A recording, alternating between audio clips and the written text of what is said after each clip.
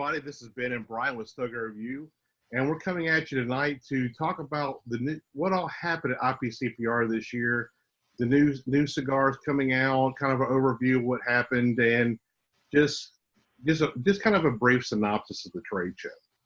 So what I'm going to start out with is something that really kind of only affects us, the internet media, and we got an email basically the night before I was supposed to arrive that basically told us don't do any trade show, any interviews or anything like that during the trade show. Do it before or after, which is kind of hard because they actually don't let us on the trade floor before. And at 5 o'clock, when it's all over, they kick everybody out. So it was real confusing, and it really pissed off a lot of us. Felt really disappointed and didn't know what we were going to do. We got to the trade show, then wouldn't let us do our interviews. What we're going to do? Yeah, and if you follow me on Facebook, you saw that my thought was we're going to run around like what's the name of the guys that TMZ. We're going to run around like TMZ and try to snare people on the way out of their hotel rooms, on the way to and from the trade show floor, interrupt them in the middle of dinners and drinks with their customers and their staff to try to ask them questions, shout questions through their hotel room door in the middle of the night, trying to get answers for things, trying to record that. So apparently I was reading the email, and my feeling is the IPCPR has never been to IPCPR before. So they must be new. I mean, obviously they have never done a trade show before. Heard a rumor, don't know if it's true or not, that the email was actually a mistake and not approved. It was sent out, but in my biggest beef with the IPCPR or PCA, as we're now calling them, is that they don't communicate anything. If it was a mistake, they need to acknowledge it. If it wasn't a mistake, then they need to clarify. It's like, yes, this is exactly what we think, and then people like us can adjust accordingly and basically not go, because there's just no chance that we could do our job as paying members of the trade show if we're not given access to do our job at the trade show, do our business like everybody else who pays to be there is given access to do. So that's kind of the long and short of it. I don't think we have to beat it into the floor too much, but it's, we go out of our way to schedule times with all the different manufacturers, so we actually minimize our impact on the business that has to be done at the trade show, which is what the whole point of the trade show is for retailers. Sure. To trade show, meet the manufacturers, go over the new product, go over the deals for the trade show, and they place orders. That's the whole point of it.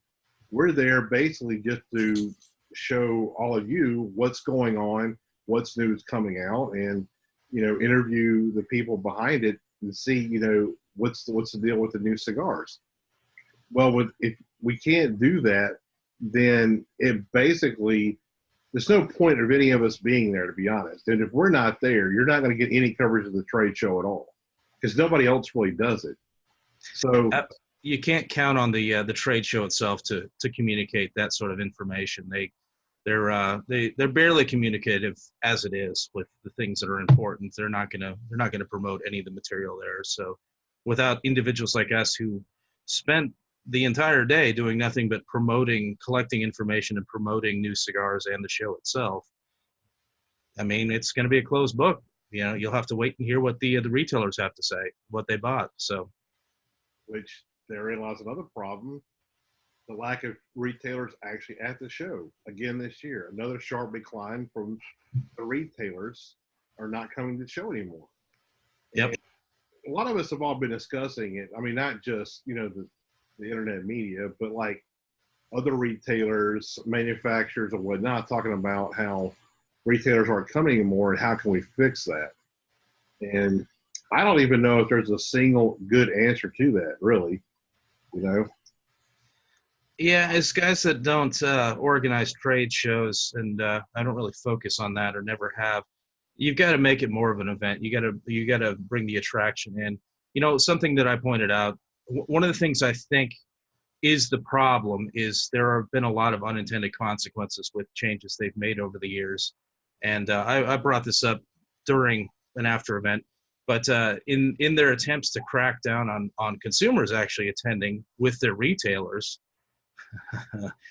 they've actually made it less attractive for the retailers to go, because now they don't have the benefit of it, of raffling off or taking along their best customer and making a full event out of it like they used to, which is interesting. So they got rid of that, and now they want to bring a consumer day, which is opening it back up. So you've eliminated these people, and now you've realized, oh, wait, wrong. Let's bring them back. So yes, they did get in the way when they were there, and they probably mooched and weaseled a ton of cigars, but at the same time, the retailers were attending and they were buying product. So I think that there is an unintended consequence there. I think everybody thought it was a good idea. I think it just didn't work out. I think that to get attendance back, you need to make it into an event. You need to make it. I know that part of it's going to be finding a way to get the deals there, but it's got to be something in it for the retailers to show up, because that's the end say of things. If the retailers don't show, the manufacturers don't show it, it's over. So. Right. I mean, it's all the new Cigar Con. I don't know if that's the official name. That's just what we've been calling it. But I don't know. It's part of the new rebranding where they changed their name from IPCPR to PCA, which stands for the Premium Cigar Association, if I remember right. Yeah. You know, part of that is they're trying to raise more money to actually fight the legislation, the anti-smoking legislation that's going, like crazy all over the country. Everywhere you turn, there's new anti-smoking stuff.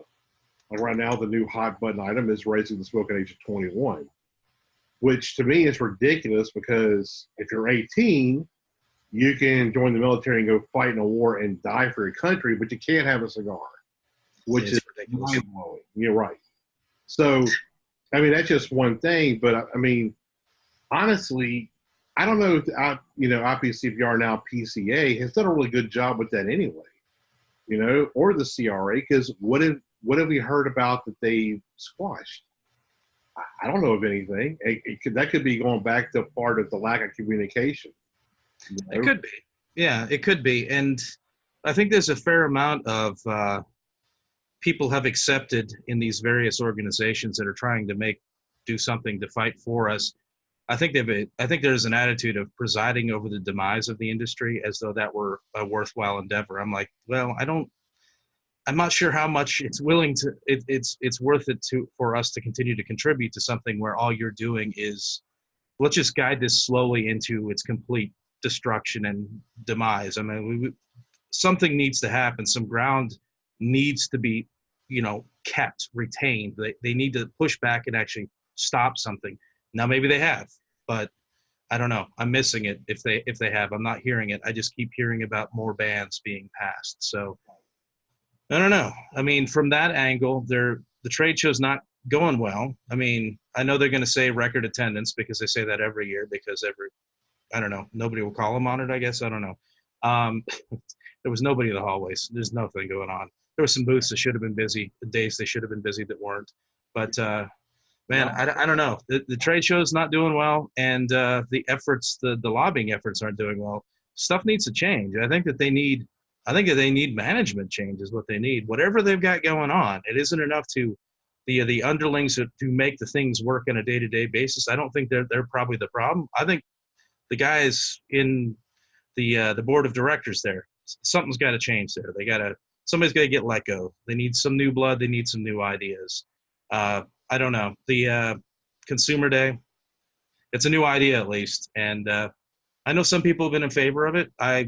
It's worthless for us. It will do us no good, and we won't be going to that. I won't be going to that. It's alienating some manufacturers, but some manufacturers are on board with it. I mean, they're like, hey, this is at least a new idea. Maybe this will get something going. Maybe we'll get some excitement and some momentum going here. So I mean, I could see that as a possibility. But right, we talked to a lot of manufacturers there. A lot of the quote unquote cigar celebrities like Steve Saka, Pete Johnson, Skip Martin to an extent was like, yeah, it's a great thing. Anytime you can meet the consumer and talk to them and educate them is a great thing. And I agree with that. Yeah. No problem, honestly, with the Consumer Day. We haven't heard anything about it. Like, how is it going to be run? How is it going to, what's the objective of it? Nothing, but they're going to implement it next year. That to me is scary. It's like, so you want to have this day, but you haven't told us anything of how you're going to do it. So I see this is either going to be just a massive cluster. A whole cluster. Yeah, I mean, I honestly think it's what it's going to be. Well, I mean, for one, the first time you do anything, it's never going to run perfectly like you want it to. It's Murphy's Law. But I mean, nobody said anything about what their plan is to have this. So are you going to have a bunch of people just like, rushing into the trade show and, go in the booth and, you basically got, 1,000 people trying to get a Pete Johnson's Tatawahi booth to hang out and just to shake his hand and get a selfie with him? I mean, how is that going to work?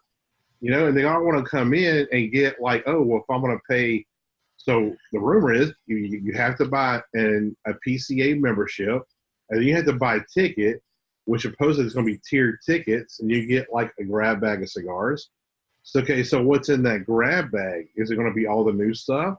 Well, I mean, we're there and we're interviewing and stuff, and a lot of the times the cigars aren't even there. They're not ready yet. They're not shipping until later in the year, maybe a couple of months away. So it's like, I don't know what the consumer will expect when they get there or when they buy the tickets, and what PCA thinks they're going to get out of it. Now, I know what they're looking at is they're going to get basically more revenue to help for the PAC, the Political Action Committee. But I just don't see how they're going to implement this in a smooth manner. I mean, they're thinking they're going to get 4,500 people. I don't see that at all. I mean, I'm thinking a few hundred max. I think that we were around somebody who worked at the trade show, and they were defensive about what's going on, and understandably they weren't. I don't think they were board members or had any real access to whatever was going on, but I think that they are thinking it will build into something like that, which, I mean, if it does, wow, amazing, congratulations, guys. But the reality is I think they're really not I don't think they should expect more than at most 500 people to show up at the very most. And I agree with you. If you get a bag of cigars, it's going to probably cost you, and I've seen a breakdown of like different size bags of cigars you get all at once. But if it costs you $400 to get a membership to CRA or PCA, these acronyms, WTF, BBQ, you buy the bag. You get 100, 200 cigars. They're not new. They're hodgepodge of maybe new or recently released stuff, and just stuff that's been out. And you have to buy a ticket on top of that membership. Are you going to be happy with that? $200 $400 to join the trade show, $200 for a bag of cigars, and the pass. So you're looking at probably a sunk cost of $600 for maybe some new stuff and a lot of not so new stuff. Are you going to be happy with that? I don't know. If you get to shake hands with Pete Johnson and fist bump Steve Saka, maybe you will be. Maybe that'll be all right. Maybe it'll be good enough for some people. Maybe not. But the problem also is I think the manufacturers are having to commit to booths like very soon without having any idea if this is even going to. Actually, there's still some question as to whether or not this is going to happen. Like as of now, it's going to happen, I think. But I think that there may be pressure applied by certain manufacturers, big ones who are thinking about pulling out or have announced that they're pulling out.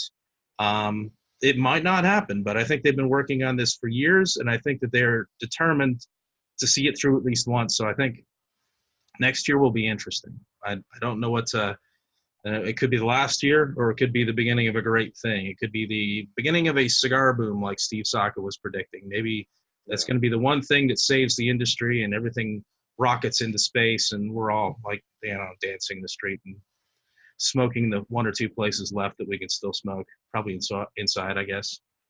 Yeah, I mean, I don't know. I'm going to wait and see mode. Like I think could be a positive thing. I just want to wait and see how they're going to implement it. Like I hope it doesn't turn into a cluster. That's my only hope. I feel positive about it. Like, if that's what they want, and the retailers want that, and the consumers are gung ho for it, then let's do it. But yeah, it's got to be done correctly.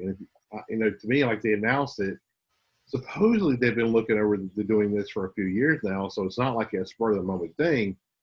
But my thing is, then why all of a sudden is it news to so many manufacturers? Like, I don't know. Are they for real? Is this really happening? Yeah. You need better communication with your partners. You know, obviously they don't know, and if that's true, then you probably shouldn't make it for the next trade show. At least push it out some more and let the manufacturers get prepared for it. I mean, because it don't seem like they're ready for it. So, And I think a lot of lobbying is about communication. So I'm like, yeah, God, I hope you guys are communicating better with the people who are decision makers than you are with the people who attend your trade show. right. That's all I can say. I mean, this shouldn't have been a surprise. Nobody should have been blindsided with this. The branding, renaming it, the new logo. Who cares? I mean, I'm still going to call it IPCPR, even as awkward as that is for at least like 6 months or so until I get used to the other thing. But one thing we should talk about. What are you smoking?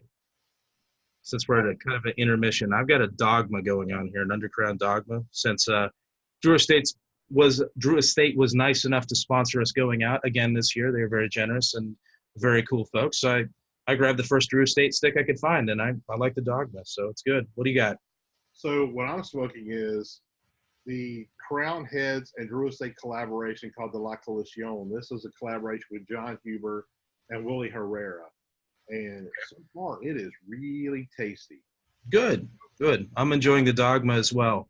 Yeah. So I think we should move on from the all that drama because it's been beat into the ground a lot by some other folks. I get all kinds of beeping going on. So in terms of our gear, I don't think we need to get into it too much, but I think our video is going to be a little more stable this year. We probably need to update our equipment, but we did have a monopod, so we should have a more stable videos for people who like to watch those. I don't know, Ben, did you think there's anything we should do differently than we did this year? Probably not much. I mean, if we could, we might. I mean, I heard that we might want to upgrade. If people don't know, we're using basically a GoPro. Yes. What is it, a 4? It's a GoPro 4, yeah. Yeah, so, the 5 supposedly actually has a much sharper image and a much better battery life. We're actually 3 behind. It's the 7 that actually has built-in stabilization. Oh, yeah. Apparently, it doesn't even matter. You don't even really need a gimbal with that. So, wow. When we go back, assuming we go back, if that's even possible, but if and when we go back, I think that a GoPro 7 will be in order. So the video will be even nicer next year or whenever we happen to go back. Yeah, using a GoPro over my Canon 80D, it's so much better. I mean, my Canon with the Rode mic, which we use a Rode mic for the GoPro, but using it on the Canon 80D DSLR, the video is amazing. It's sharp. It has image stabilization. It looks really smooth. Sound is amazing, but that thing, after a day of walking the trade show floor, is super heavy, which is why we ended up going with the GoPro. It is so much lighter and easier to use. It's unbelievable. And it has, 1080p high definition video too. Sure. The only thing is the batteries die pretty quick. Yes. Yeah, we found they don't last. I had 3 already, and I'd been using for a couple of years. I bought another 3, and that was about enough to keep us from, completely running out of battery every single day. So that's juggling those is pretty good. So, speaking of smoking cigars, what cigars were you looking forward to smoking before you got to the show? What were the big buzzworthy ones for you? Oh wow, there was actually several. Probably the top of my list were the Sober Mesa Brulee.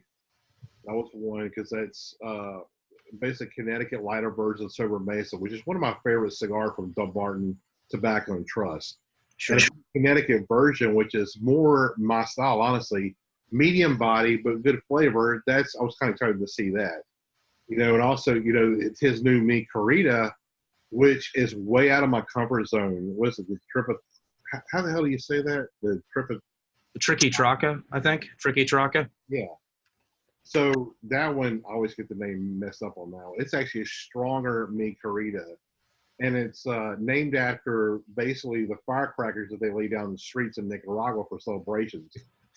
Like Steve Saka was telling us that they would take like these little M80 looking firecrackers and they would put them end to end and make these long strings, anywhere from a few feet to 4 blocks long, incredibly, and light them up, and it just boom, boom, boom, all the way down the whole block. Where they do that for celebrations, in the middle of the street for national holidays or I don't know whatever festive moment they want to have. So that's what it's named after, and it's got a red band instead of the navy blue band that the Mint Creator normally has, but it's actually supposed to be a much spicier, stronger cigar, which is totally out of my wheelhouse. But I have to try it because it's a Steve Saka cigar, and I'll be honest, I love everything. Even if it's out of my comfort zone, I can still appreciate and enjoy what he's trying to do with that cigar. Obviously the Balmoral in Nicaragua and the Paso Doble was two big ones. I'm a huge Balmoral fan. They haven't put out anything I haven't loved, so I was really looking forward to getting those two. Also, Roma Craft, the Baca. I mean, that was been when social media darling with all the cigar groups and on Instagram and whatnot. People were really excited about that one. And we were actually able to smoke one at the show there. Sure. Cigar Coop and the Cigar Fit guys had rented a house just off the strip, and we would go out there and hang out. We called it the media compound. But we was out there one night. Skip brought some to us, and we actually was able to smoke them there along with the Wonderlust, which is also amazing. But those were really, and this right here, the La Coalición, were probably my top cigars I was really want to get my hands on, to be honest. What about you? Well, besides what you were mentioning? Yeah, I have a lot of the same stuff. The one you're smoking, the La Coalición, the Crown Heads Drew Estate. I like the collabs. So obviously that, the Paso Doble with Balmoral and LFD. Also that Añejo Nicaragua is big on my list. Anything from Mombacho. I didn't realize they were going to come out with a Diplomatico one, so I was really, as soon as I found out about that, I'm like, well, I really want that, but I wasn't aware of it ahead of time. Sobremesa Brulee, for reasons you described. I'm a little more, I'll probably try the Tricky Traca. It's that I'm also, no longer in need of cigars that will blow the roof off the top of my head. So, but the Don Lino Africa, when that came out, that was that was a have to smoke type of situation. So, I really needed some of that in my life. So what of the cigars you've smoked at the show and since, what have been your favorites of the show? Well, as you know, but I've had to explain actually, I've been back there, have been asking me, what was your favorite thing you smoked at the show? I don't smoke a whole lot at the show. The reason is I'm behind the camera. So if I'm smoking, if your cigar is even lit, all you would see is a fog. You wouldn't see who we're talking to or nothing. So I usually just save mine. And another reason is it's a freaking desert. It's not the best climate for a cigar. So a lot of the cigars we've smoked will get real dry. And it's not the fault of the manufacturer, does it? It's just the way it is. We try to get these Huma bags. Like Altadis is they're real nice, generous. They have these big giant Humi bags, and and Bovita also gave us some too. Sure. We're put our samples in, but still, you need a few days for them to reacclimate to proper humidity. So I don't really try much until I got back home. And one of the telltale cigars where I noticed a big change was actually the Balmoral Nicaragua, because we had several of them there at the show, at the Balmoral booth, and also in their hospitality suite after the show. I smoked them there. They were pretty good. I mean, didn't blow my socks off like I thought they would, but I saved several of them and I brought them back home. And I had one yesterday at my local cigar shop because I brought him some things to try out, which I actually ordered some for his shop. And oh my God, that thing was stunning. Holy shit, it was so good. Had so much more flavor that it got some humidity back into it. So like I said, I didn't smoke a lot there, but one of my favorites that I smoked was what you mentioned it earlier, is the Don Lino Africa. But that For was a sure. darling for us way back in the day. So part of it was, oh my good, look, it's a nostalgia thing. I'm getting the Don Lino. They're coming back out again. I can get more of these. And we had one at the booth, at the La Aurora booth with some espresso, and it was so tasty. Oh my God, Oh was it? yeah. I really enjoyed that one. I'm on the same because I think we had a lot of the same stuff, and the ones I enjoyed the most. I enjoyed the each time I had the Balmoral Añejo Nicaragua, I liked it even more. Yeah, So I had several of those there, and it was kind of we were at the hospitality suite a fair amount, so those were around, and so I was like, let me smoke these, and I meant to get to the Paso Doble, and I never did. I just kept smoking that Nicaragua. I really liked it, and I haven't had one since I've been back. I'm looking forward to trying it. I did have the Don Lino Africa there, and very much enjoyed that. The nostalgia was heavy on it, yeah. and I did like the oh man, I'm forgetting it. The Roma Craft Baca. I like that a lot. That was nice. Yeah, Oh when we yes, smoked that, just sitting out there in the desert in the middle of the night next to a pool and smoking that. That was quite nice. that was. So yeah, so that makes me think about favorite trade show moments. What were your favorite trade show moments? Um, honestly, my favorite moment was all of us at the media compound. We were sitting there with with Skip Martin, and basically he was just giving us some education. I'll be totally honest. Giving us some knowledge about tobacco, which is always very appreciated. Giving us more tobacco knowledge. We can't get enough of that. When just sitting around talking to our peers and sharing data and information and basically reminiscing at certain points. And that was probably my favorite time. I always enjoy after we do all the work part, being able to relax and just really just talking to all our friends we don't see sometimes, but this once a year at the trade show. That's probably my favorite part.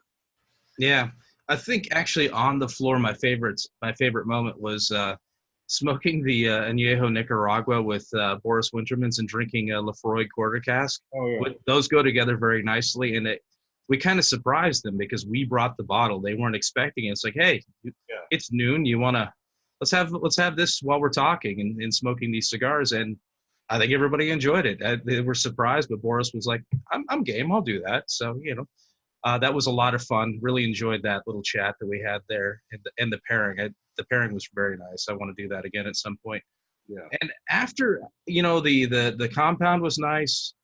The hospitality suites were nice. Skip had a rager of a party, and I appreciated that. That was impressive, and I'm glad he's doing really well. I enjoyed it. Drank a lot of whiskey on his tab. Yeah. Definitely appreciate that.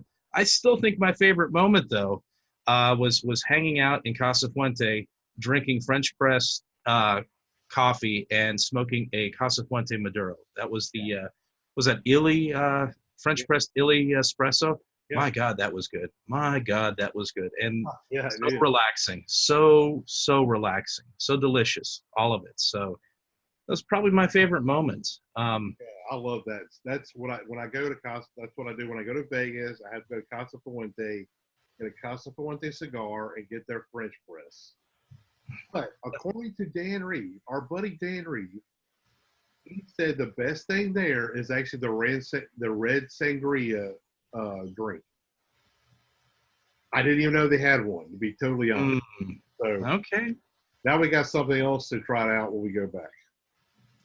So, all right. Okay. I mean, I'll give it a shot. In the past, I've got the Capriana or whatever it is, but the coffee after running around that, drinking that coffee and then smoking that cigar, that's hard to beat. I mean, Yeah. so overall, looking back on it, was this a good trade show for us? Not. I mean,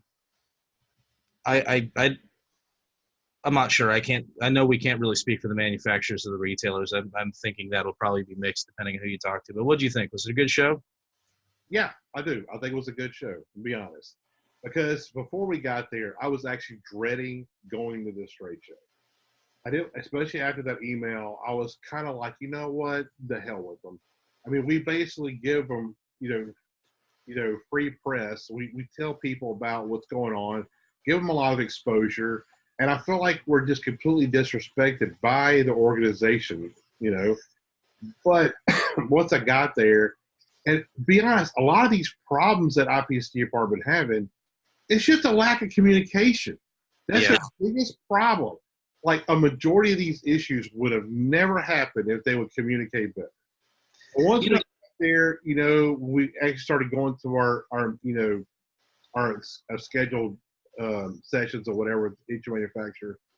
We actually got a lot of compliments, to be honest, about what we do and appreciative of what we do. It actually made me feel pretty good, and I think all our interviews went really well. We got some good footage, which you'll be seeing coming soon. sure. Uh, we're going to do a lot of editing and stuff and getting those up there. But I think, honestly, overall, I think it was a good show, honestly. Yeah, it was good, and I think it was good despite all of the issues. And I've been thinking about it, and I think the I'm going to call them the PCA now, the trade show. I think they're kind of at this point they're kind of like the aging hot chick. She's hit late 30s, early 40s, get the crow's feet. You know, before didn't have to do anything. Only game in town, the hottest thing in town. But now you got TPE, you've got Intertobacco, you got all this other stuff. Before you didn't have to communicate. You had all the boys coming to the yard for you. Now you got to work on it a little bit, and I don't think it knows how to do that. Now you've got to really sell it now, and that includes communication. You can't play hard to get anymore because nobody's really that after you anymore. You're there, and if you're a means to the end, if you can make sales, if you can make money as a manufacturer, you're going to show up. If a retailer can justify the costs and and against the enjoyment of being there, it's going to happen. So yeah, they need to work on that. Um, you got anything else? Anything else we need to include? I think we've covered most of the bases. No, not really. I mean, just say, well, yeah, there is one thing. Compared to other trade shows, I don't know if you noticed it or what you think, but it did seem like there was a lot less new releases this year. No. Yeah, well, yeah, probably. No, I did. I talked to was it Frank Herrera? I think it was one that was telling me this that in terms of communications and whatnot, you've got a lot of new. You do still have people releasing new things. You've got people that are starting new companies, and they're marching along optimistically, thinking that all of the stuff that's coming down the pike legally is never going to happen because, well, the reality of the situation hasn't been communicated to them. There's still a very good chance that all of the worst things that could happen will still happen, and Yeah. everybody's marching along like it's not. I admire the optimism, but they're not really being prepared for, get your ducks in a row, prepare for the worst case scenario, make your plans. Things could go badly. And the way things have been going with bans and everything, I mean, I don't know if I see much of a difference happening. I know that Marco Rubio's pushing people to save the industry, but I don't know if I don't know if he's going to be able to push this anything through. I don't know if he's got the clout to pull it off. I don't know. I don't know politics that well. I'm hoping. I would think that there are a fair number of people in Congress that enjoy cigars and approve of them in general. But I don't know. There's a lot of anti-smoking Nazi pressure to ban it outright. So while at the same time legalizing marijuana everywhere with no sense of irony. But yeah, I don't know. But it was a good show. I thought it was for me, for what we do, it was just slow as hell. But for what we do, we knocked things out. We got things done. That last day, we just cleaned up on everything we needed to do. We didn't get to everybody, but you never do. And yeah, I thought it was good. I think the coverage will be good. We'll have that coming out soon. We've got a slight delay in some advertising assets that we need to get things rolling. Otherwise, we would have gotten started. But expect that soon. There'll be a lot of it. One thing else too that I noticed, there seemed to be a whole lot of rebranding of a lot of stuff. Manufacturers wanted two things: bringing back old product that re-releasing, and also completely overhauling their their bands and boxes to be uniform, or just changing them around to be actually more modernized to what they had before. That seemed to be a theme pretty much everywhere we went. They were rebranding a line or their entire portfolio to one certain kind of structured thing, or they're bringing out something that came out, years ago, kind of like La Aurora. They brought it back, two of our favorites of all time, the Nesverena, especially selected, and the Dalino Africa, two darlings of back in the early days when we all first started doing the cigar blogs and Twitter and all that, talking about cigars. Those were two cigars we all smoked and we all loved, and they're coming back now. And I love to see it. I'm so happy to see that, to be honest. But it seemed to be a lot of that, along with new releases. It's probably, to me, it was almost 50-50. Yeah, it did seem like there was a lot of new stuff being brought back. There was even in some cases old names and brands brought back with tweaks to the blend and that sort of thing. I know in some cases things that were brought out were tweaked but had basically the same kind. If they were Nicaraguan Puro before, it was probably still Nicaraguan Puro, but it might have been different primings and this and that and the other thing, because they think, maybe correctly, that if it's similar enough, at least in country of origin, it'll probably be something that gets through any pending legislation better. And they might be right. We saw at least off the top of my head, I know of at least one brand that came back. It may or may not be predicate. I'm not sure, but it's early enough going back that they may be able to make a go of it. So the Dissident that came back, and again, I think that's a little too late to be really predicate, but I think that they have something there that they might be able to work with that might be more advantageous to them when the shit hits the fan, which I think it may well do. So yeah. We'll see though. Yeah. So overall, I think it was a great show. We accomplished a lot, honestly. So I'm gonna end it on that note, I guess. Yeah, I think so. Stay tuned. Thanks again to Drew Estates for sponsoring us. It would be extremely difficult, if not impossible, for us to pull this off without their help. They're good guys, good people. Go out and smoke the Dogma. Go get the La Coalición and Coalición. I think that's what it is. And if you like the acids, they got their 20th anniversary deal going on there. So puff on that. But I think that does it, right? Yeah, sounds good to me. Well, cheers, guys. Thanks for checking us out. Yeah, thanks. See y'all later.